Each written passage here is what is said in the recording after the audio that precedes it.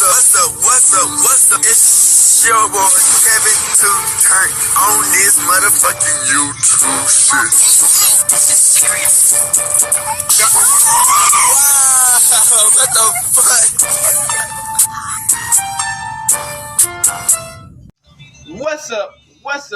What's up? It's your boy Kevin to on YouTube shit. Hey man, say man, we are Lit Entertainment. Turn to motherfucker. Hey, so here outside, big crip in the gang. So here outside shit, man. Free Palestine, free Congo, Russia, do your thing, and Texas, stand the fuck up. Either that is another to be a better version of yourself. Never let somebody bring you down, I'll straight back. Never let somebody tell you who you are, but also never put yourself in a position of alone. Let's stay humble. Let's go to revolution. On this moment, keep your way first. Coming to the black Hebrew Israelite as a real Jew. We out here. Alright. Boom. Today, to motherfucker today. So here outside, big crip in the gang. So here outside shit, man. Gang. Wait. Yeah, it's a gang. Gang. Go. Turn up. Bruh. This is the thing, man. Sports media and NFL and celebrity sports people who play the game. It's gonna always be beef with people who got a loud voice who commentate on sports and with the players who are really good at the game. Because egos gonna clash. You know what I'm saying? And because it's a competitive field.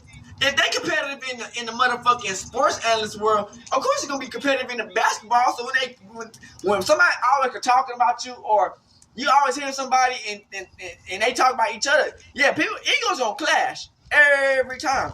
So we got Stephen A. Smith. He goes on a Carmelo Anthony podcast. I don't know how this was set up. Crip nigga. And he goes on there and blasts LeBron James on the interview, bruh, and call him out for all the fraudulent shit that he's been doing behind the scenes. You know what I'm saying? But we dug in a little bit deeper and looked at Stephen A., all his beefs. And, there's a lot of stuff that Stephen A. has done, you know what I'm saying, to get to where niggas want to fight that nigga. Or want to do some dirty shit against that nigga, bruh. So, like I said, bro, it's a cold world out here, man. You got to protect yourself. And people do be faking it. And niggas do be haters. So you just gotta see what you're working with. So we got the video. Let's get into it.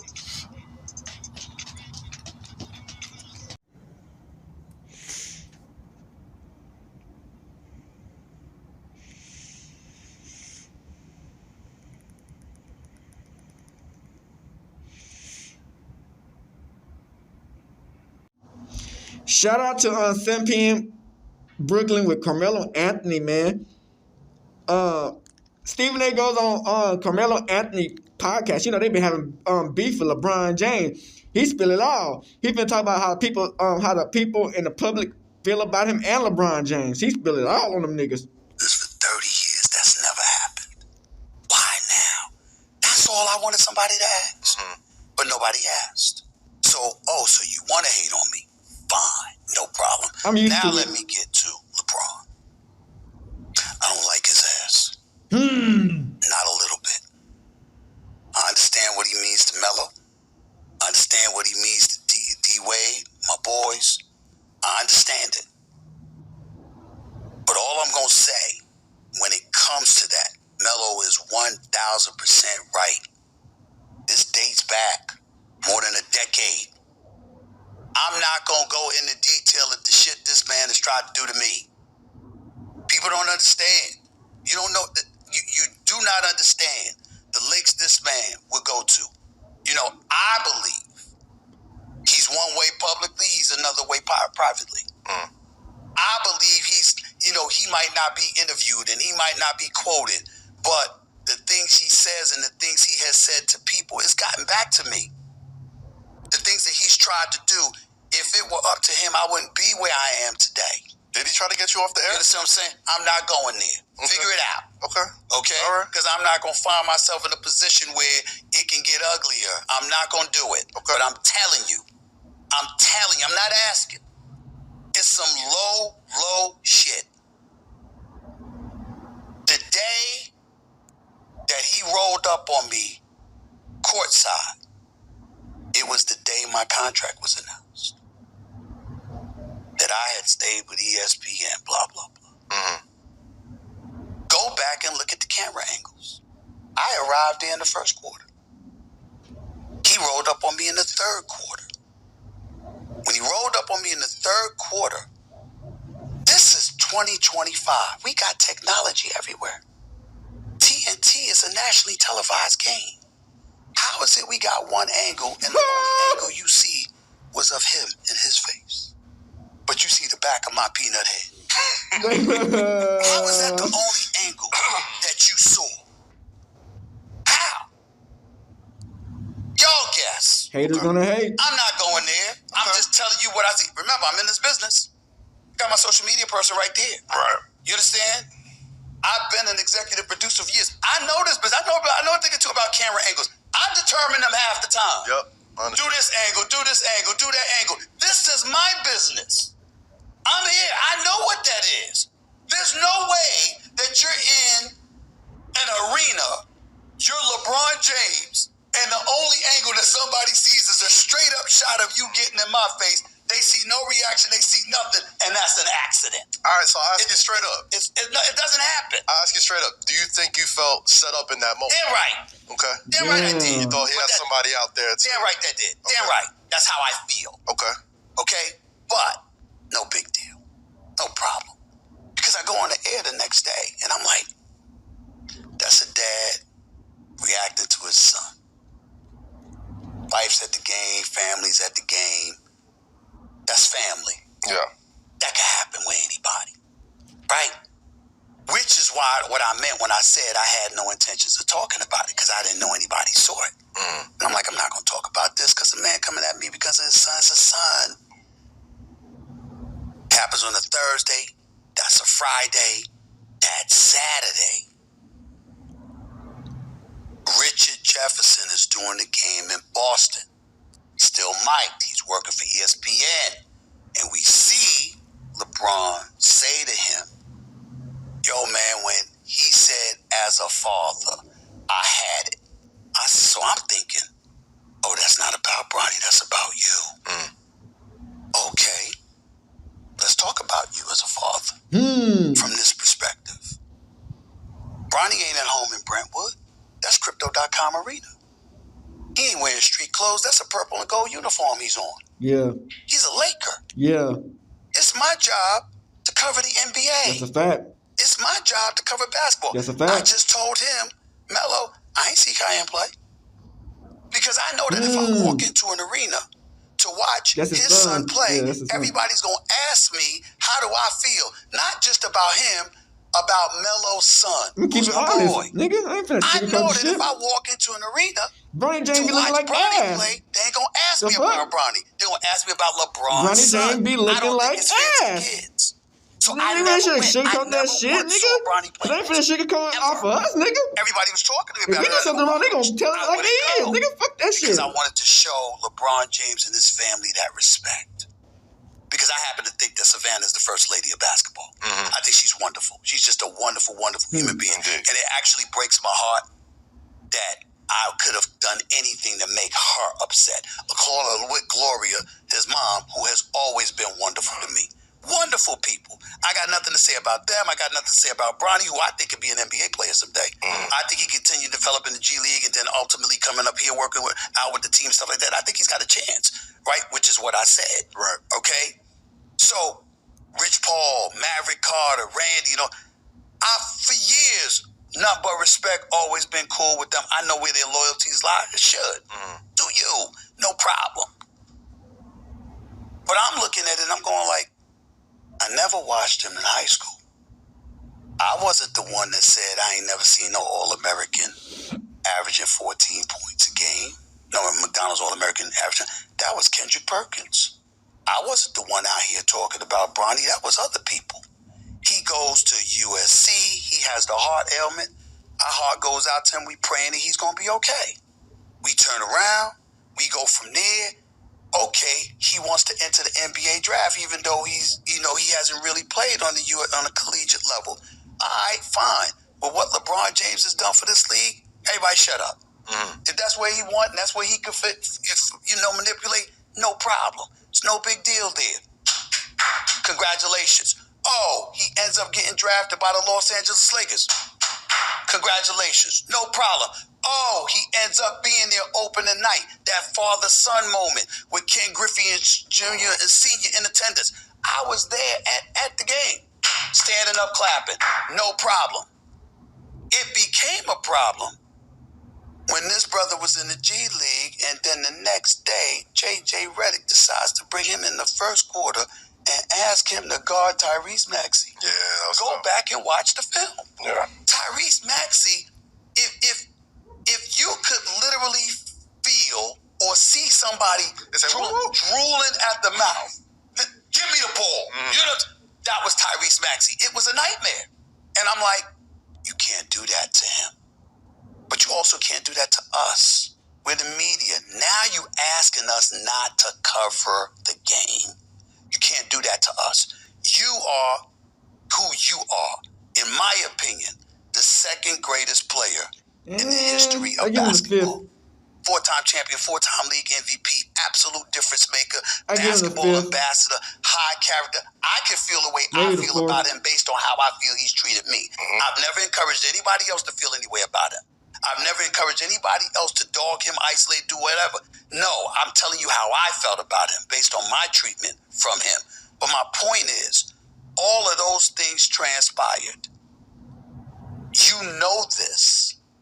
And not only do you try to paint me as a person that would attack somebody's family, when I've been in this business for 30 years and no one has ever accused me of that. Could I be cool with him? Could I be cool with D-Wade? Could I have been cool with Kobe? Could I be cool with Shaq? Could I be cool with AI? Could I be cool with all the players that I've been cool with all of these years if I would ever do something like that? Now you're getting into my character because you pissed off that I don't have you as the GOAT? Or whatever other reason it is, that ain't right. And so my point is that with all of that happening, the last straw was not him rolling up on me on courtside. Even though all he had to do, and you could ask Melo, if you sit up there, and Rich Paul would tell you this, if you sat up there and said, yo, LeBron pissed off, he needs to talk to you man to man, and I was in New York, what would I do? I'll be on the next plane to LA. Where you want me at? Where you want me at? I'll go see him. Everybody knows that about me. I'm not hiding. If I'm wrong, I'll say I'm wrong. And if I did something wrong publicly, I'll apologize publicly. I ain't gonna do something wrong publicly and apologize privately. You know that. I don't play that game. You own what you own. That's me. That's been my reputation for 30 freaking years. And then you gonna turn around and come on ESPN with Pat McAfee, white boy who comes on after First Take on the channel that I've worked on and starred on. I have the #1 show for 13 straight years and counting. There ain't a day, there ain't a week, ain't a month I've lost. You gonna come on my channel on a show that comes on after me just to dog me? Nah. That's kind of fucked up. That's kind of fucked up. What you dogging me about? Be a man. I can't say LeBron is kind of snakish. Nah. You know what I'm saying? He is kind of snakish. Family. That's the narrative you playing. Yo, bro, when I tell y'all, you can't measure the level of how pissed off I have been over that.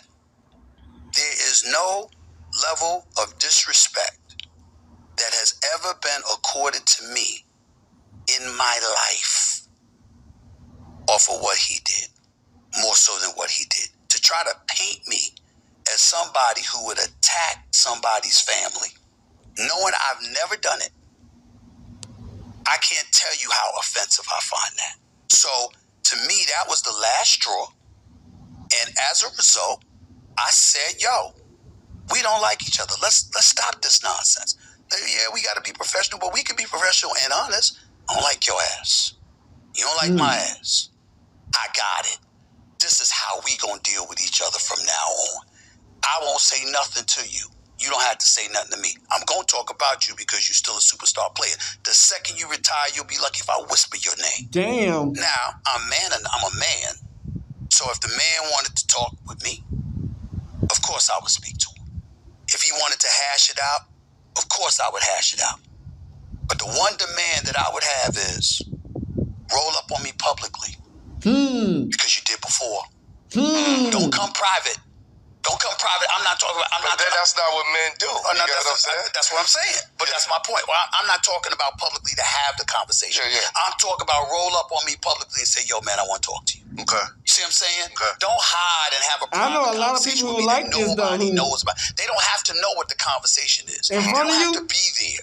they act like they cool as fuck with you, but behind the scenes, they don't fuck with you. Is roll up on me publicly, but then privately, you gonna want to talk to me, and nobody knows. After there's no question that I was disrespected. We're trying to stop your whole career behind scenes, but they act like they were best friends. Want to talk about Stephen A. Sell out? I know people like that. This other shit. You know my resume. You know how many black people I've been helping. See, that's the one thing I wanted to jump on. What are you talking about? Because when you and LeBron, the issues y'all two have, I think bigger than y'all two. Bigger. It's. I hate seeing both of y'all like pillars of y'all industry at odds. Let me tell you. Let me respond to that. Let me tell you what I don't like about what you just said. Okay.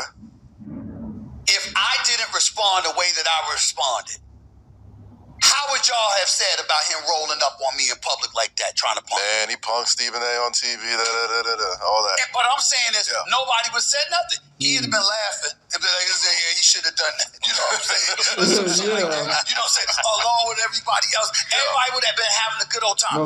It's taken on a serious tone because I've attached a level of seriousness to it. Because even though people talk about, I don't let it go. No. I don't talk about it unless I'm asked. But the reality is I'm not hiding from the confrontation. You think ESPN wants this? ESPN likes this? They love LeBron James. He's great for ratings. You think SiriusXM want me doing that? I don't care. You're not getting away with that with me. He caught me by surprise before. I assure you that will never happen again. It will not happen again. You're not getting away with that shit. You can go on with your life. I'm going to go on with mine.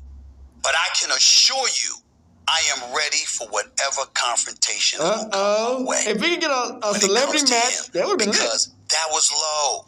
Yeah. And everybody it's like, I remember when I clapped at Kwame Brown. Obviously, not to compare the two. Right. But Kwame had gone ballistic and was like, just insult me. So I went on my show, not First Take. I went on my show and I made like a 5-minute bloopers reel. I mean, look at this. I rest my case. You know what I'm saying? Right. So you had people, I'm talking about everybody. Call me, Stephen A. That's wrong, Stephen A. I would like this. Cool. I would like to remind y'all I had been being attacked for 3 months. I said nothing. Absolutely, positively nothing. I said nothing. Where were y'all then? And I'm talking about Hall of Fame. Yeah. I'm talking about some of the greatest players ever lived. Yeah. I'm talking about Stephen A. I said, where were y'all? I would say the same thing about LeBron. When he rolled up on me, where were y'all? When he got in my face, where were y'all? When he sat up there and stormed off like he was the big bad wolf, where were y'all? When he went and spoke to Richard Jefferson and was caught on tape saying, nah, when he said that to me, where were y'all? We only got something to say when I speak up. Why? How fair is that? So somebody can come up to you. I don't think that's the case, though. I was about to say, no. I'm not saying y'all didn't say anything. Yeah. I'm saying y'all who spoke up for me?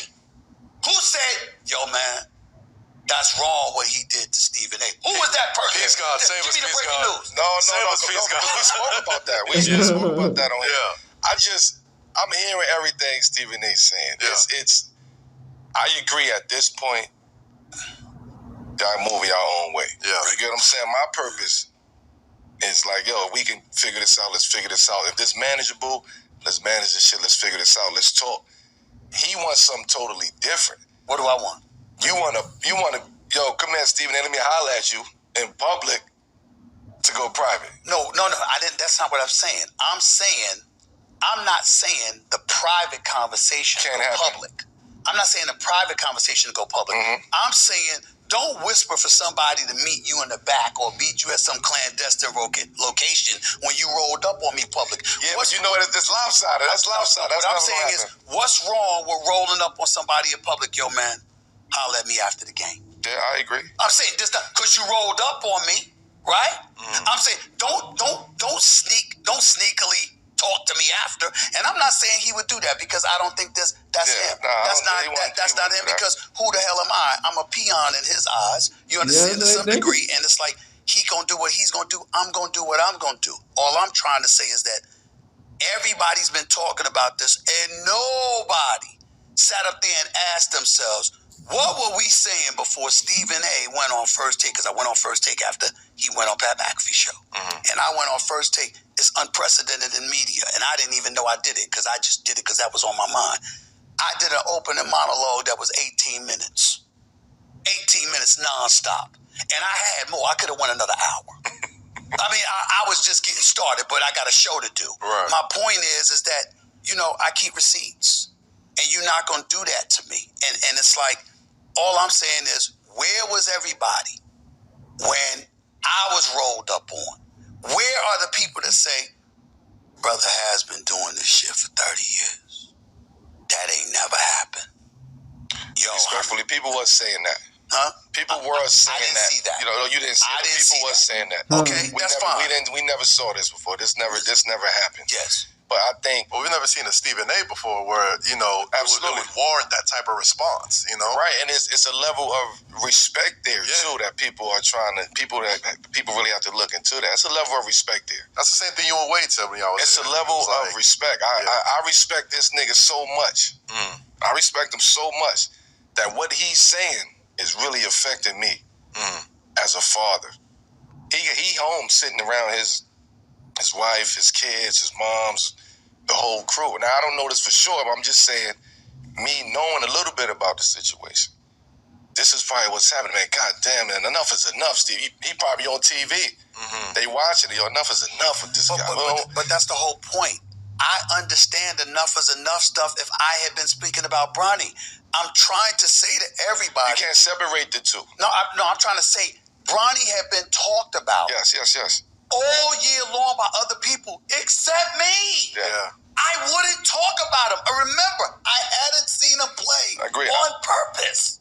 I avoided the subject. So my point is, with that as factual information, that wasn't about Bronny. Bronny was the excuse for you to come at me the way you always wanted to come at me. And my point is, anybody that knows me knows. If you wanted to have a conversation with me, you could have said, yo, man, I need you to meet me here. I need you to have this conversation with me. You know what I'm saying? Me and Stephon Marbury, we was going back and forth for years. Stephon Marbury, like, this ain't over. I got to have a conversation with you. I'm like, what? You got to have a conversation with me about what? Yeah. And then I went like this, yo, where you want me? And come to find out, it was a misunderstanding. Yeah. Because I'm sitting there going like this.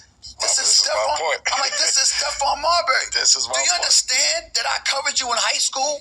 Do you understand that I knew his father? That social media in there can make shit out of nothing. I love Stephon. The two people most responsible in sports for me being where I am today is Allen Iverson and Stephon Marbury. I covered Stephon Marbury when he was a star at Lincoln High School.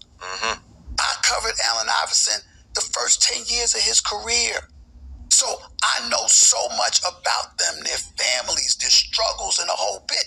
And Stephon thought that I said stuff that I didn't say. I'm like, what? Who told you that? I didn't say that. I didn't do that. He didn't know. Yeah. I'm like, no wonder you've been feeling this way. I'd have hated my ass too. I didn't do that. Right. But and he knew, he realized I didn't do it. I didn't know. So I'm just saying stuff like, when I get into it with Kyrie, my whole point was, do you see who Kyrie Irving is? Kyrie's a good brother, man. Kyrie's a good brother. We used to butt heads because he missed work too damn much.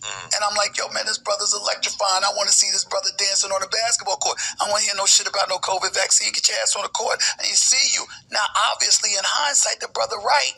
because we see all the conspiracy theories that come out, and props to him for having the foresight to see that. We didn't see that at the time, and then, but you also have to understand, I'm living in a world where you got cats making 38, 40, 45 million. You got GMs and owners complaining about it, and you got billionaires looking me in the face and saying, yo, Stephen A., I took that damn vaccine. Who the hell are they not to take the vaccine? And we're living in a country where the government was imposing all of that on us. So I'm sitting there going like this. We all taking the risk.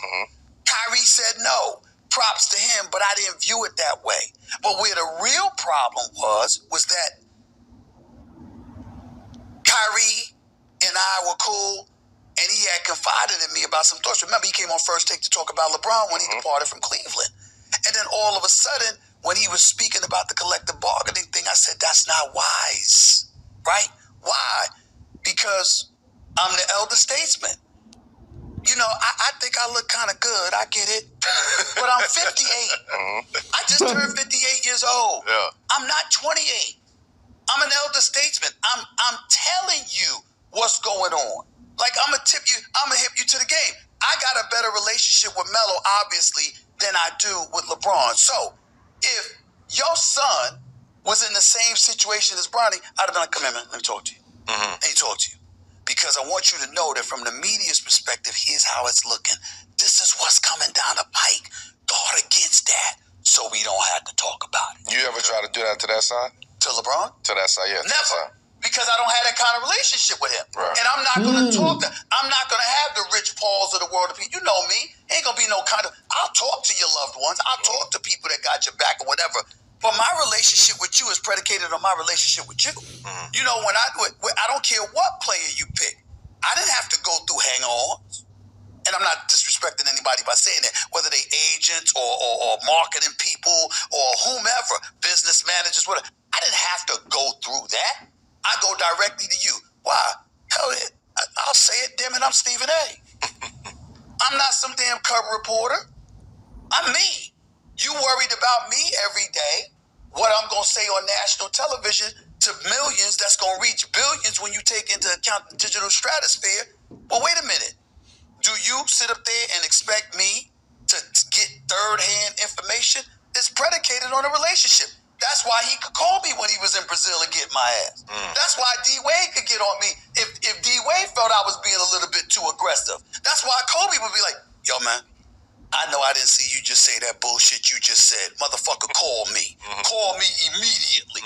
You know what I'm saying? Damn. You know what I'm saying? I got to call him. That's why CP3 can look at me. What you doing? Oh, no. That's not what happened. Here's what happened. Blah, blah, blah. The list goes on and on and on. Yeah, you accomplished in your field. What do you think I am in mine? You understand? Last point on Braun before we move on.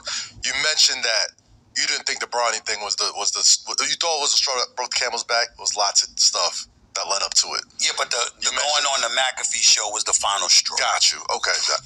I got love for McAfee. So, yeah, so do I.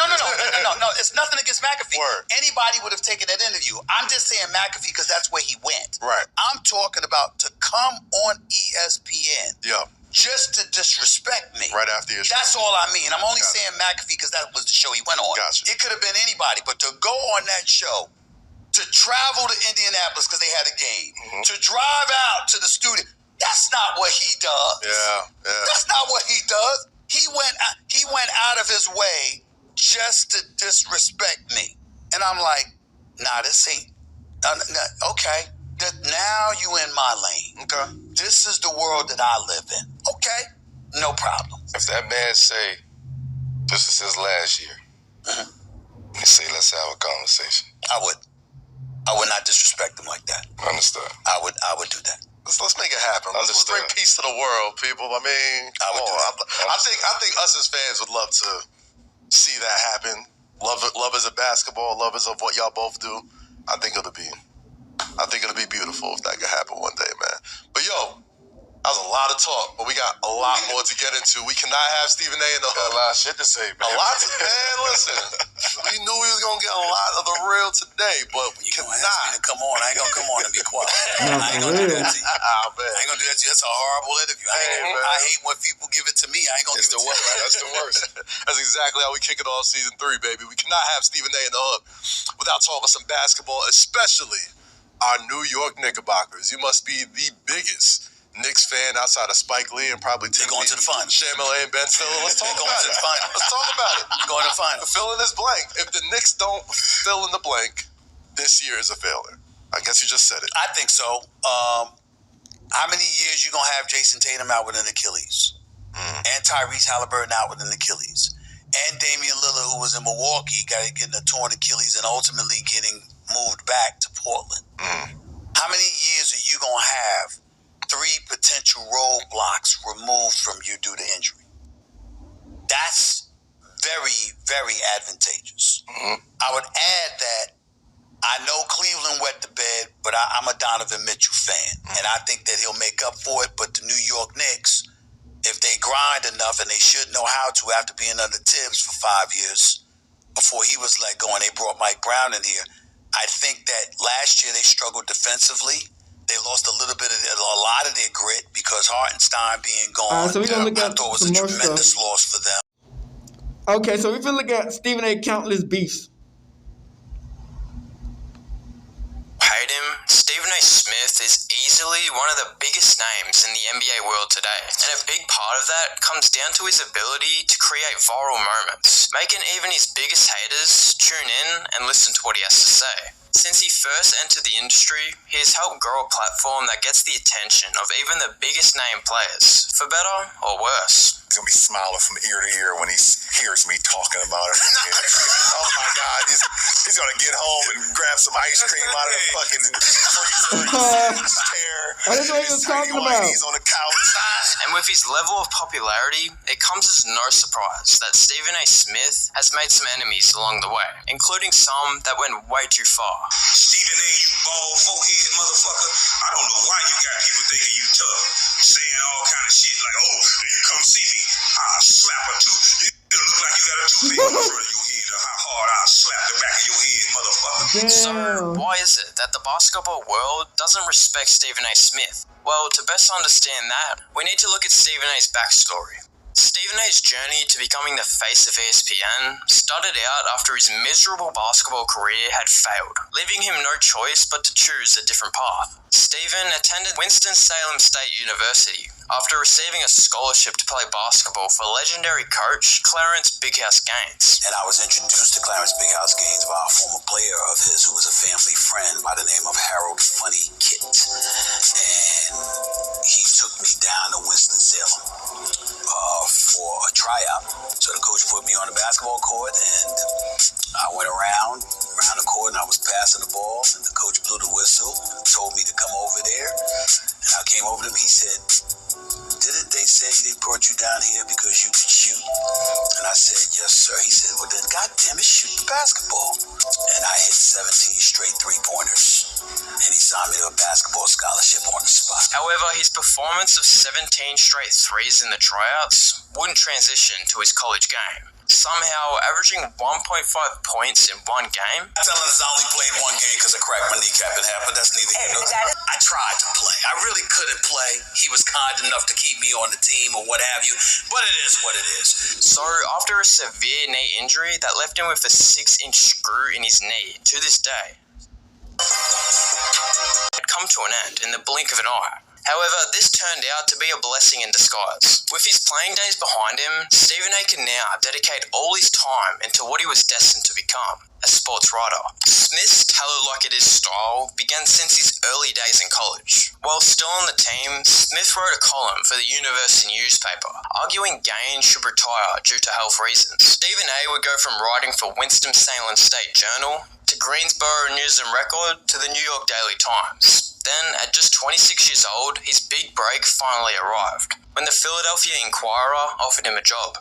He covered every game, press conference, and even behind-the-scenes moments, often resulting in him being one of the first reporters with scoops and insights. And in Stephen A's words, he was promoted 9 times at the Philadelphia Inquirer, and one of those promotions led to him becoming a full-time beat writer covering the 76ers, which could not have come at a better time since Allen Iverson was just entering the league. AI and Stephen A would quickly form a close relationship, so close in fact that other NBA players were surprised to see a reporter and a player have such a close bond. There is no way in my mind I would be sitting here today with the success that I've enjoyed if it wasn't for Allen Iverson. And it kind of tripped me out because that's not, not that you guys are the enemy, but, most guys don't get that close to the other side, so to speak. That's right. As AI would become the most popular player in the world, just behind Jordan, this boosted Stephen A's career, having all the inside information when it came to AI, which benefited him so much that ESPN offered him a job as an NBA analyst/insider. Even though he showed early signs of the loud personality he's known for today, this was when Stephen A was still highly respected in the industry, known for always having the best knowledge on the topics he talked about. Does anyone consider Stephen A. Smith a good basketball commentator? He was 20 years ago, but now he is just there to build outrage and give hot takes because they give better ratings and thoughtful analysis. After a few years building up his reputation at ESPN, he earned his own TV talk show, quite frankly, with Stephen A. Smith. This had a similar format to some of the most successful talk shows that we know today, like Jimmy Kimmel, Jimmy Fallon, and Ellen DeGeneres. Stephen A. would have athletes sit down for a one-on-one interview in front of a crowd, and he'd be able to have players open up more than other reporters were able to do at the time. And in my opinion, this show was ahead of its time. If it debuted in the 2010s when other talk shows were thriving, people would have appreciated this show a lot more. But unfortunately, after just 2 years, quite frankly, with Stephen A. Smith was cancelled. I hate to see Stephen leave. I truly enjoyed his show. Stephen A. is a class act, and it's a shame that his show was cancelled. His vibrant personality brought a new approach to the scene. Though it wasn't all downhill from here, at least not yet. Stephen A. would branch out to different shows around ESPN, such as Pardon the Interruption, SportsCenter, and even interviewing players, including LeBron James. An interview that most likely will never happen again. And that's why I certainly don't like him. Though, don't get it wrong, it wasn't like Stephen A. was this cool-headed guy on the screen. He was now figuring out how to get people to watch, whether they liked him or not. Number 2, and more importantly, Kwame Brown is gone. The City of Angels should be celebrated. Throw a parade already, whether you win a championship or not. This man was a bona fide scrub. He can't play. No disrespect whatsoever, but I'm sorry to tell everybody the truth. The man cannot play the game of basketball. And would cause early signs of the backlash that would follow him for years to come. Stephen A. Smith is eating cheese doodles. I am Stephen A. Smith, and these cheese doodles are delicious. They are the greatest thing I have ever eaten. Stop boring Stephen A. He'll scream at you. Wait, Stephen A., you got your cheese doodles? No? Quite frankly, you need some cheese doodles. Oh, Stephen A. Oh, I hope that's not number 2. When his career finally seemed solidified at ESPN, it all came crashing down when Stephen A. posted a blog announcing his departure from ESPN. But there was a lot left out on this post. So he basically said that you're not coming back, and it's because a collection of us don't want you anymore. I remember how devastated I was, but I tried to hide it. I said to him, who knows, I said, I thank you for everything. I appreciate it. I'm sorry it didn't work out, but who knows, maybe I'm fortunate and lucky enough to get back some. And he said, yeah, just shrugged it off. And then I was eating my salad, and I said, I don't mind eating right here. Can I finish my salad? He said, sure. And he got up and he walked to the other side of the room and left me sitting there eating by myself. And what it said to me was that they wanted nothing to do with me. And that was devastating. Luckily for Stephen A., he was able to come back to ESPN after proving his worth at Fox Sports Radio. Joining First Take with Skip Bayless, Stephen A. was finally stepping into the spotlight he had spent his whole life chasing. But his rise came at a cost. The very thing that got him there, real journalism, reporting, credibility, slowly faded into the background. as his opinions replace the facts. If you have ever watched First Take, you would already know how heated it can often get, sometimes leading to controversial takes that many disagree with. And it wouldn't be long until Stephen A would start having feuds with the very NBA players he covered. Shortly after the 2015 free agency began, Stephen A predicted that KD could possibly leave OKC and land in either Los Angeles or Washington.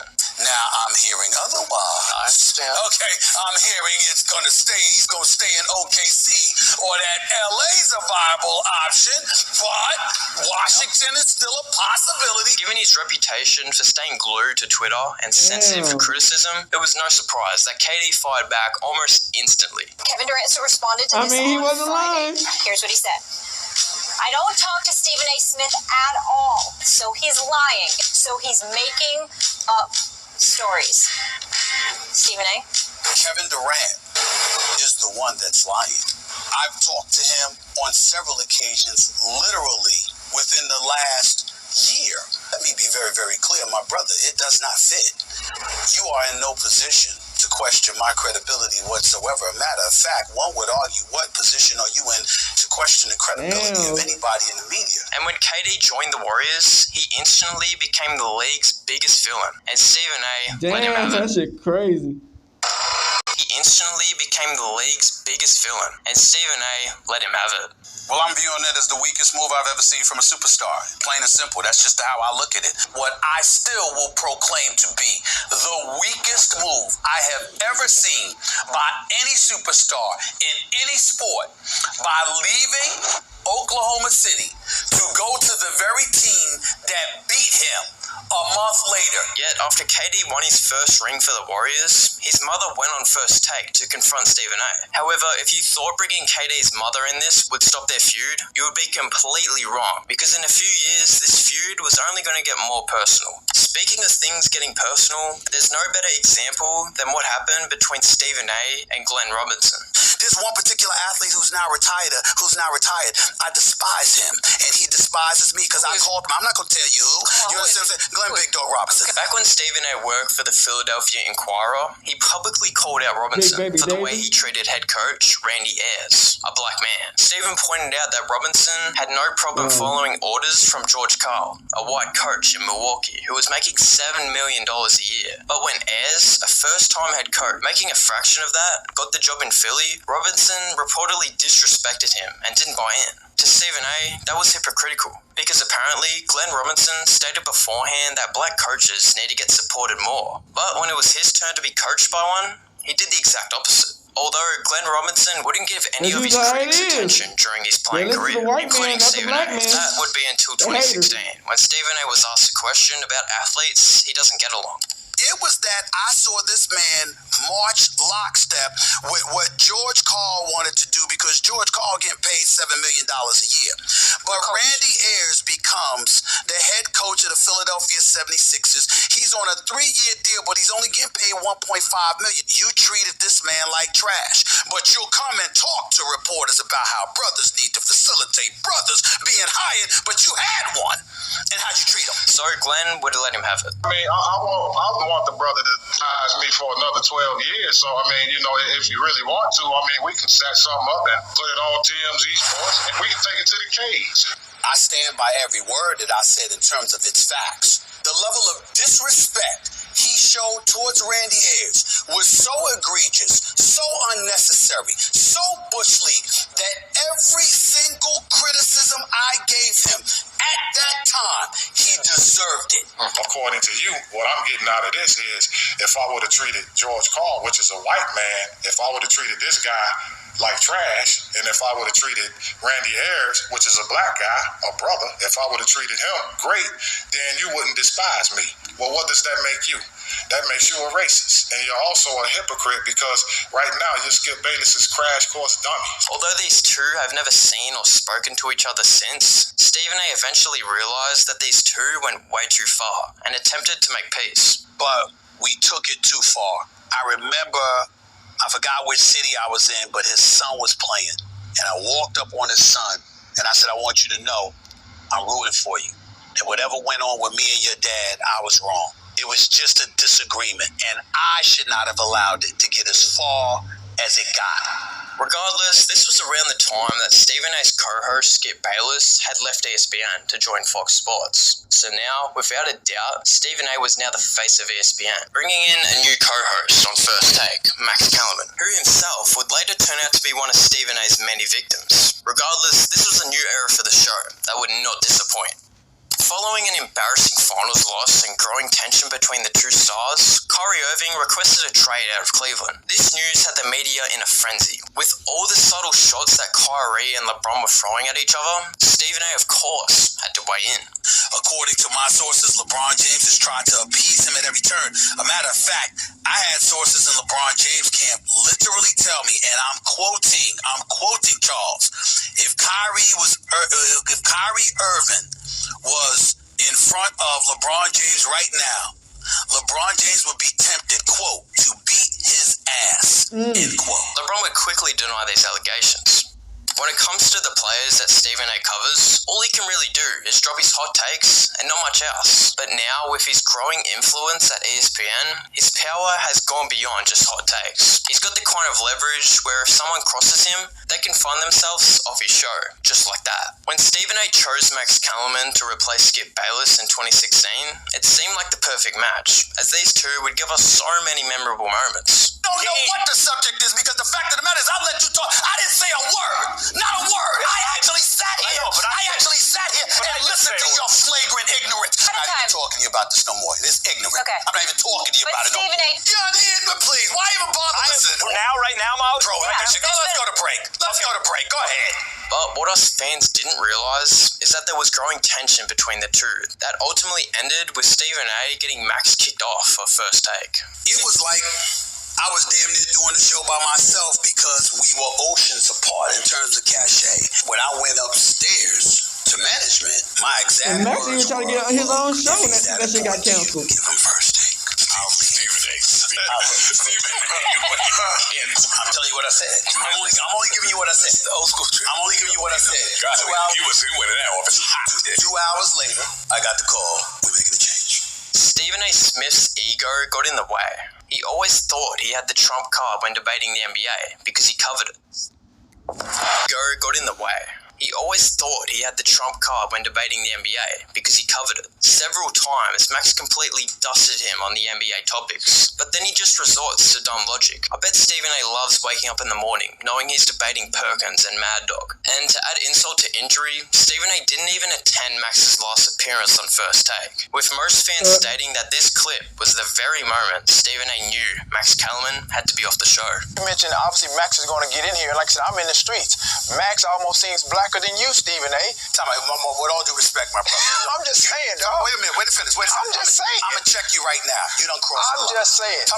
Not every Stephen A. Smith feud that a player may come across has lasted forever, though, as was the case with Kyrie Irving. Uncle Drew wasn't exactly beloved by a lot of people at his time with the Brooklyn Nets, not least of all Stephen A. Smith, who was handed some harsh takes without remorse that went as far as involving Kyrie's father. During the COVID-19 pandemic, Kyrie was the most hated man in the NBA, constantly missing games due to being away for personal reasons. And then a video surfaced of him and around 20 other people at a birthday party with no mask. This would result in a $50,000 fine and missing a total of 7 games. Do you think that Kyrie is worth all of this drama? No, he's not. He's not worth it at all. A matter of fact, I think Kyrie Irving should retire. It really hurt to see some of my friends, some of my peers saying the things that they said, and they did not know what was going on. I saw so many people I looked up to talking about who I am as a person and told me to retire, told me to give up. This hate that Kyrie was getting didn't faze him at all, refusing to get the COVID vaccine, which meant he couldn't play any home games for the Nets. And then he decided to opt in to his $36 million contract. I saw the news. I know you saw the news. Oh, Kyrie Irving, you opted in after all. Took that money, didn't you? No matter what options you may think you have down the road, it all starts with you having to show up to work first. You don't show up to work, you're stuck. Because even if somebody wants you, they're still going to require that you show up to work, which means those long-term commitments, that guaranteed 4 years over $200 million that was waiting for you, ain't going to work that way. at Stephen A. Smith. You're gonna have to explain yourself to people in your generation. I'm not around many 50-plus-year-olds that speak and act like you do, so this is new for me. But I'm sure my father and my uncles can meet you on your level better than I can. However, once Kyrie was traded to the Mavs, these two seemed to eventually settle their differences. We were at the Staples Center. Kyrie rolls up on me. He rolls up on me. He taps me on the back and he's like, you still got that same energy face to face? I said, I'm standing here, ain't I? And he was like, damn, it's really not about me anymore. And I looked at him and I said, you're right. It had become about me and his dad and how we had elected to communicate with each other. And the shame of it is I'm 55. Obviously, his father is around my age. And the younger son was the one that had to educate us. Although now Stephen A. had the most power at ESPN he had ever had, his new co-host JJ Redick was able to prove him wrong so many times that somebody made a compilation of JJ Redick owning Stephen A. Smith for 17 minutes straight. Jimmy Butler's, all his points don't come from finishing at the basket.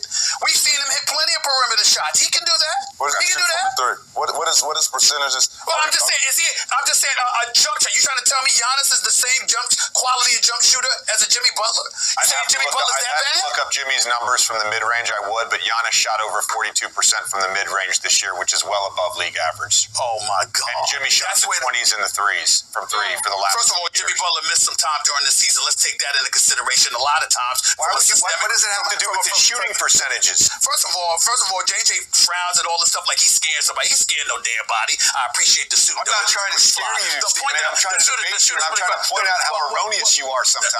At the end of the day, it was never going to get too personal between JJ and Stephen A, as they were co-workers. However, the same can't be said with Kwame Brown. Kwame Brown, without a doubt, was one of the biggest draft busts in NBA history, being selected with the first pick in 2001.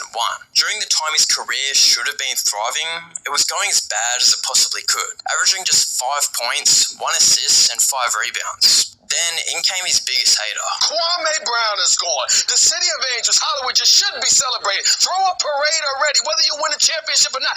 This man was a bona fide scrub. He can't play. No disrespect whatsoever, but I'm sorry to tell everybody the truth. The man cannot play the game of basketball. He has small hands. He can't catch the ball. He's got bad feet. He can't really move, even though he's mobile. Doesn't really know what he's doing. Doesn't have a post move that he puts to memory that he can do 2 times in a row. He has no game whatsoever, plays no defense, doesn't have the heart, the passion, or anything that comes with it. For some reason, Stephen A. thought trashing Kwame on ESPN wasn't enough. So he went on a nationwide tour, traveling to different colleges, talking bad about Kwame. You with your scrub, no offense having sex. Just said that. I mean, that's just blasphemy. You should apologize for bringing that up. How are you in the league for 10 years and you still saying scrub you won in 2001? Though during his playing career, Kwame chose to stay silent and not respond to his critics. That was until he created his YouTube channel and went off on Stephen A. Stephen A., you bald forehead motherfucker. I don't know why you got people thinking you tough, saying all kind of shit like, oh, you come see me. I'll slap a tooth. You don't look like you got a toupee on the front of your head or how hard I'll slap the back of your head, motherfucker. Although he would admit that he regrets ever starting the beef with Kwame. Kwame Brown, I wish I could do that over. I wouldn't do it. I know what I said. I did mean it. I ain't gonna sit here and tell you I ain't mean the shit I said. But I didn't know it was gonna be like this. After a brief hiatus from their drama, KD and Stephen A. were back to beefing. Steph Curry, he changed it. People say he changed the game. No. He elevated it to a point where it was acceptable because you're looking for somebody to produce somewhere close in the vicinity of what he does and what Klay Thompson does. The guy I love so much that I believe is the greatest player to have ever played, Michael Jordan, is responsible as much as anybody for changing the game for the worse. When you consider you. Stay with me on this. My theory is that guys like Steve, Skip, and Shannon have changed the game for the worse. Players like Stephen and Michael can only push the game forward. And just 2 years later, Stephen A. would critique KD's leadership. He's been relatively leaderless. He's been very lacking in inspiration in terms of peeling out from those around him whatever you can give him. With a quick response by KD, saying, yeah, Stephen A, I don't understand how people even listen to Stephen A. I've been in the league for 18 years. I've never seen Stephen A at a practice or a film session or a shoot-around. I've never seen him anywhere but on TV talking shit about players. He's a clown to me. He's always been a clown. You can write that too.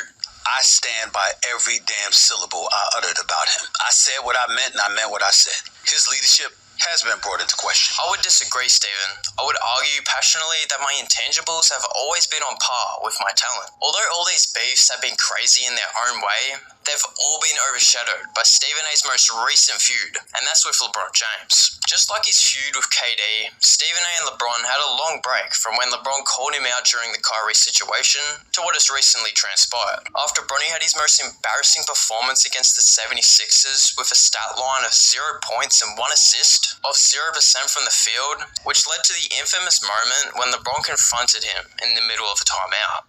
That was LeBron James coming up to me, unexpectedly I might add, to confront me about making sure that I mind what I say about his son. He's like on a Taylor Swift tour run right now. Oh, yeah. Are you kidding me? If there's one person that couldn't wait for the video to drop so you can address it, it's your ass. Like, seriously, Stephen A managed to spread misinformation when it came to saying LeBron did not attend Kobe's memorial, when in reality, LeBron was there. He just asked for no photos to be taken of him. I never brought up really and never really discussed why you were not at Kobe Bryant's memorial service. Yeah, so other than spreading misinformation, Stephen A basically said LeBron was mad at him because he doesn't call him the GOAT. History.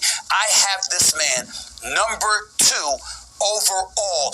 It's not enough. So much so that you go this route. It's very unfortunate that he has done this. While guys like LeBron and KD feel his opinions are shallow and meaningless, others acknowledge the power he holds in the online sports community. You can debate all you want about Stephen A's credibility or whether or not fans respect him at the end of the day, but the undeniable truth is his relevance. With that, he's always stayed true to himself and stuck to his guns in the face of his biggest haters. So don't be surprised if a part 2 comes out after he's finished with a new fresh batch of enemies. Facts.